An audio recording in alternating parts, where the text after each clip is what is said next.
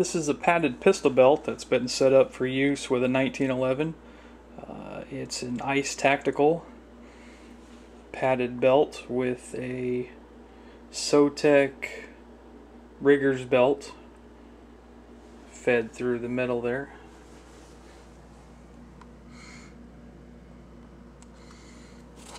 Let's see, this portion here is all multicam, PALS webbing on the outside.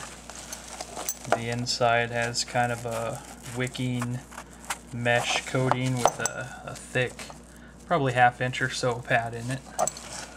Has openings on the end for the belt to go through, and then some cutouts on the side that you can open up and get access to the belt inside, so you can run a holster or something off of it if you need to.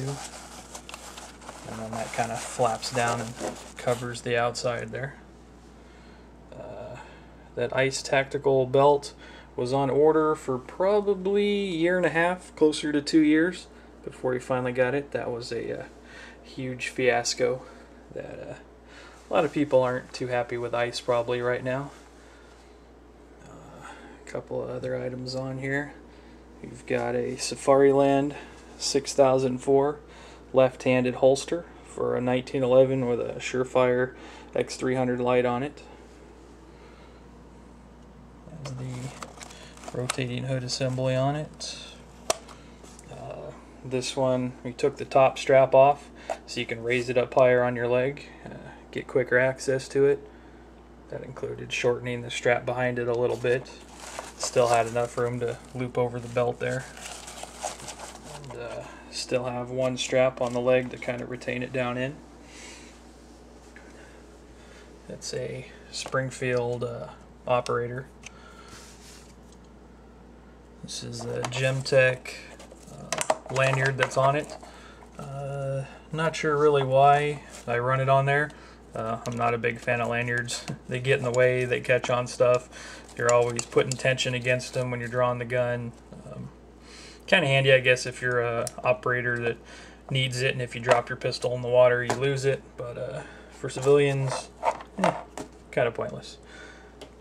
This is a CSM multicam dump pouch. It's 10 inches wide, about 11.5 inches tall.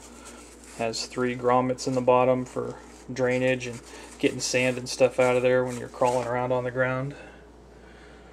Holds on with 3 straps here that go through the PALS webbing here that are snapped pretty securely. This inner part here is velcroed, so it kind of loops over and goes back down in, and then velcros to the strap behind it, and then snaps over the top to hold it in place. It has 3 of those spread out a little bit there, with like one section of PALS in between each one. Another thing about this ice belt, the PALS webbing on it, there isn't really a standard to what it's sewn to. If you went over each individual section, they are all different widths. Some of them are wide, some of them are short. On this one, you have to feed the end of the strap down through here, and some of them weren't even wide enough to get this 1-inch webbing through. The top part of the CSM here has kind of a rigid, like a plastic insert, maybe 1.5 inches tall or so. That kind of keeps this front part kind of open so it doesn't collapse on you, and it's easy to get down in and stuff mags down in there, or retrieve mags if you need to. There's a little shot cord adjuster over here that if you pull on it, cinches up the middle part of the bag here to keep stuff from coming out if you're running, jumping around, and you want to retain what's ever in that bag. And it's got a little lock on there you can adjust down and tighten it up if you need to.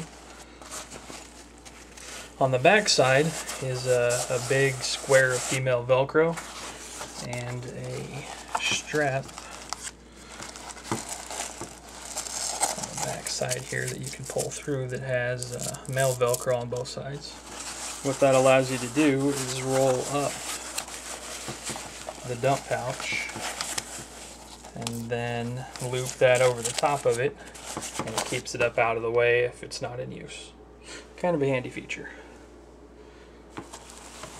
This AR pouch here is an Engel Industries FB pouch. Has a hard plastic insert in there. Keeps it from collapsing when you pull the magazine out.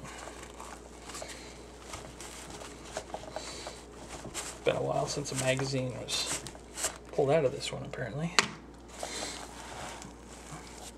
You can see here, you can see the Kydex liner in there, and then it has kind of a felt covering in this section here on either side to help retain the magazine in there.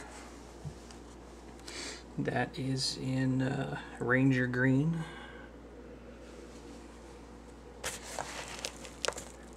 Here, a little bit better shot of the interior there.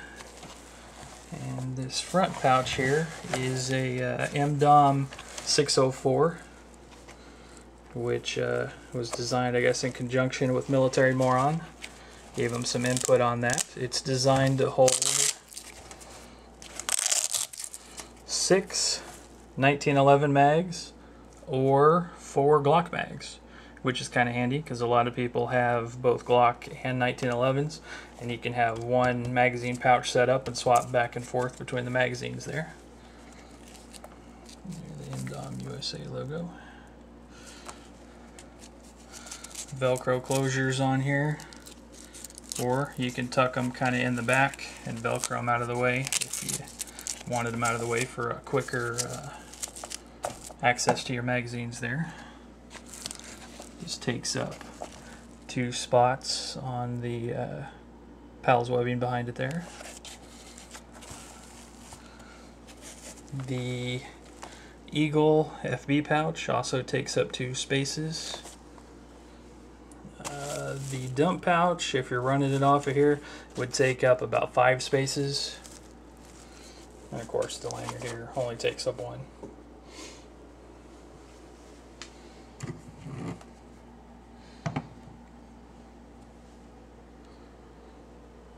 That is an Ice Tactical padded pistol belt with a whole lot of accessories on it to support a 1911 and an AR.